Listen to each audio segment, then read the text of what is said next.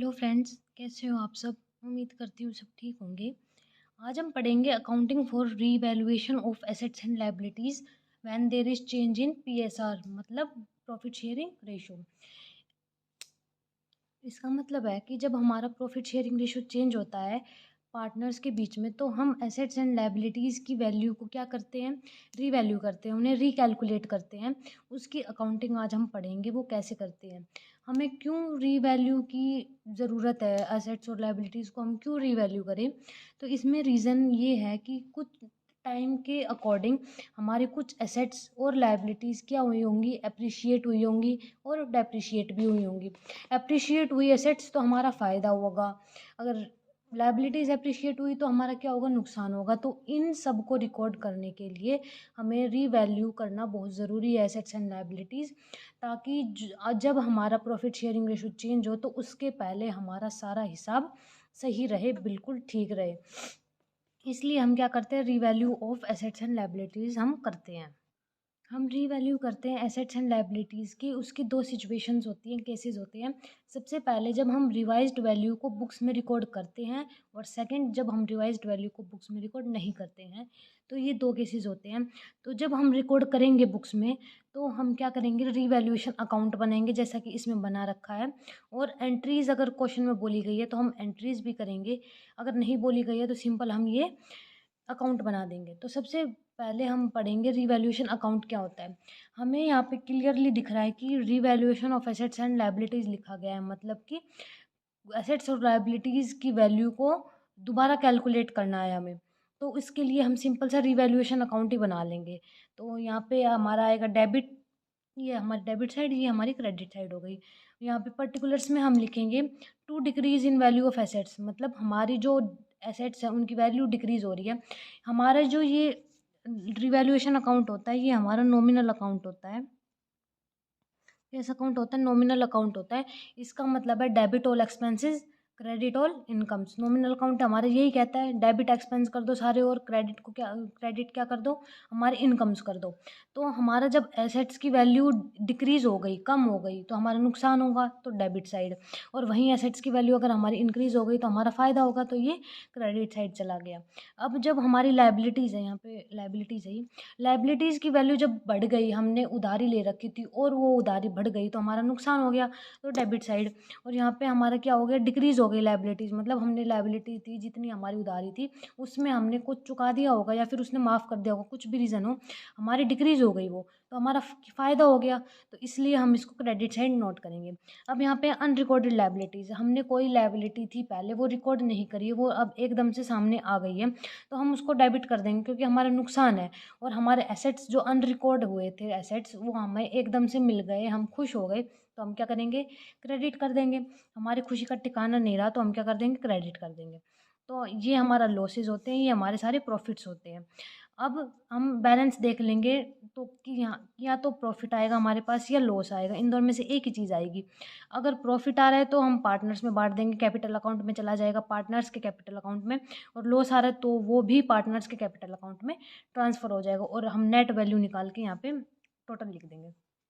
तो हमारा ये सिंपल सा अकाउंट है, ये परफॉर्मा है रिवैल्यूएशन अकाउंट का। और ये अकाउंट हमेशा याद रखना नॉमिनल अकाउंट होता है, debit all expenses, credit all incomes. आपको यहाँ तक समझ में आया, कुछ डाउट हो तो कमेंट कर देना।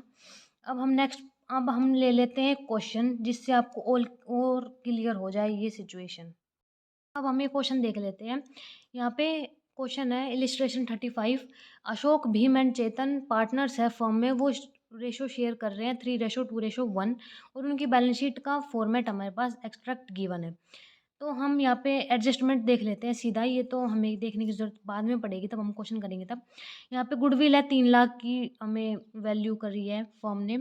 जो लैंड है वो कितनी रीवैल्यू करी है, 1,60,000। और जो बिल्डिंग है वो डेप्रीशिएट हुई है, मतलब डिक्रीज हुई है उसकी वैल्यू 6% से, बाय 6% है, तो 6% से डिक्रीज हुई है। और यहाँ पे है एट, वैल्यू एट, मतलब इसकी वैल्यू ये है, लैंड की रीवैल्यू करके यहाँ पे ऑलरेडी गिवन है। और यहाँ पे हमें निकालनी है, डेप्रिशिएटेड बाय लिख रखा है ना, तो हमने 6% से वो डेप्रिशिएट हुई है, तो हमें यहाँ पे निकालनी पड़ेगी इसकी वैल्यू कितनी आएगी बिल्डिंग की।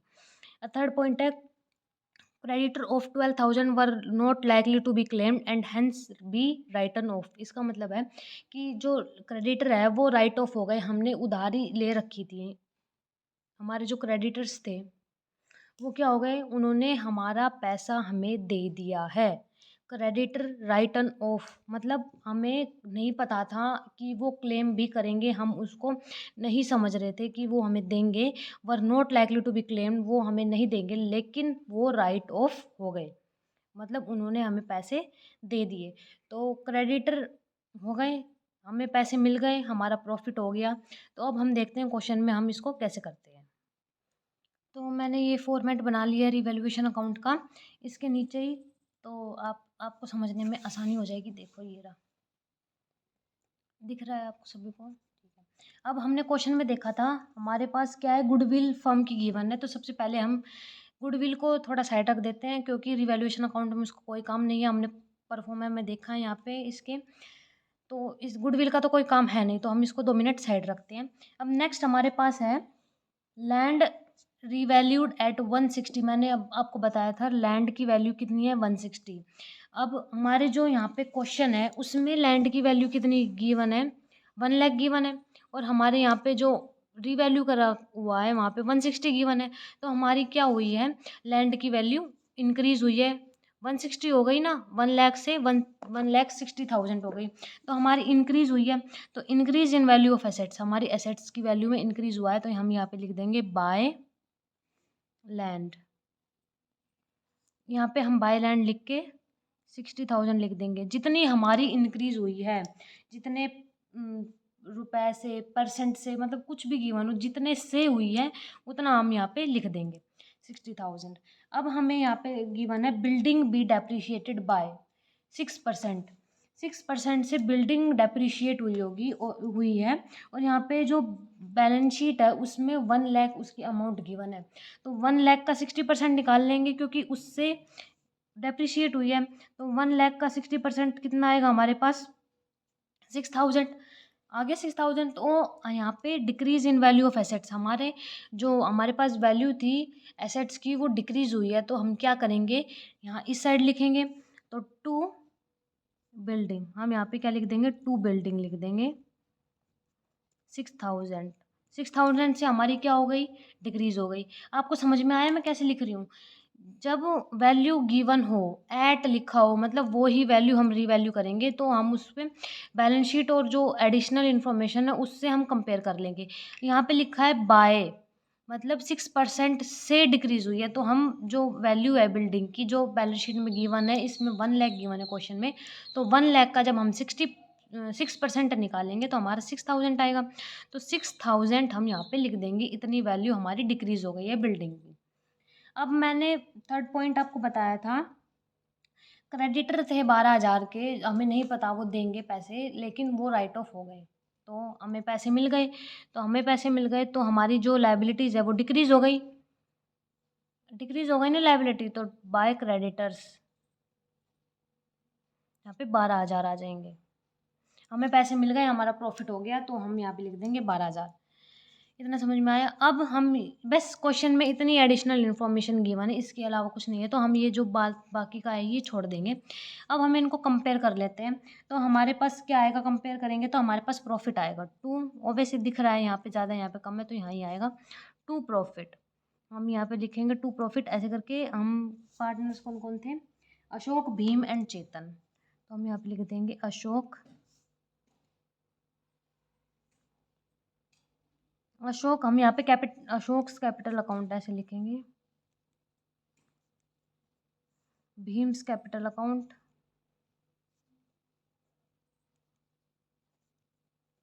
और चेतन्स कैपिटल अकाउंट। यहाँ पे हम चेतन का कैपिटल अकाउंट बनाएंगे। अब हम यहाँ पे डिफरेंस निकालेंगे, 60,000 प्लस 12,000, 72,000, 72,000 में से हम 6,000 माइनस करेंगे, तो हमारे पास 66,000 आएगा।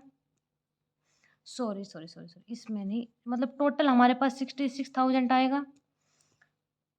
आगे अब हम यहाँ पे नहीं लिखेंगे, क्योंकि ये टोटल का कॉलम है, यहाँ पे जगह नहीं है, तो हम इनके आगे लिख देंगे, इस लाइन, ये जो लाइन है इससे यहाँ लिखेंगे।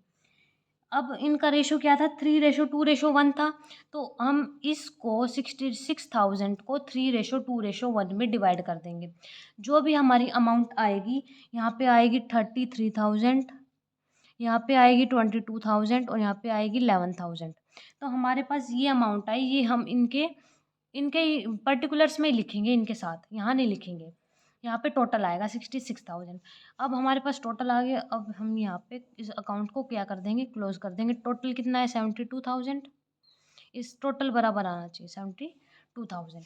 तो हमारा ये इक्वल आ गए दोनों, 72 और यहाँ पे हम पर्टिकुलर्स वाले कॉलम में ही लिखेंगे, यहाँ पे हमारे टोटल आएगा। तो हमारे ये है रिवैल्यूएशन अकाउंट, सिंपल सा। आपको रिवैल्यूएशन अकाउंट समझ में आया।